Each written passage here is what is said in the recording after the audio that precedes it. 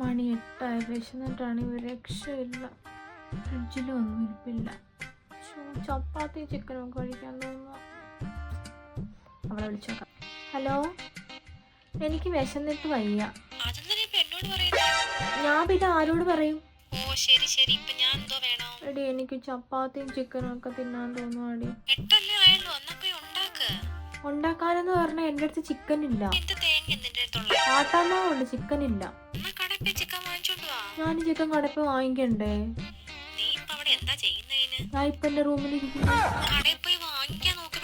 അല്ല, ഇനിയിപ്പൊ ഞാൻ ഇതൊക്കെ ചേഞ്ച് ആക്കി താഴെ പോണ്ടേ? കുറച്ച് മഴയാ.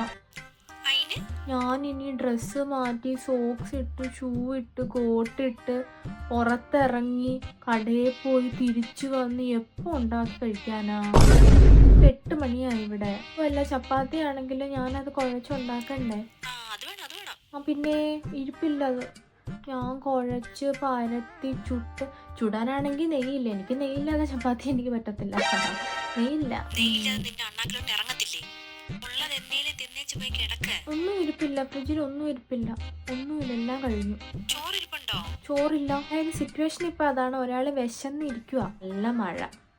അപ്പൊ നമ്മൾ എന്താ ചെയ്യണ്ടേ? അല്ല, കുക്ക് ചെയ്യാൻ പറ്റാത്തൊരു സിറ്റുവേഷൻ ആണെങ്കിലോ? അതിപ്പോ മടിയില്ല, വയ്യ. താഴെയൊക്കെ ഇറങ്ങാൻ വയ്യ, പടിയൊന്നും കയറാൻ വയ്യ, കാലൊക്കെ വേദനയാ. എന്നാലും വിശന്നിരിക്കുമ്പോ നീ എന്താ ചെയ്യുന്നേ?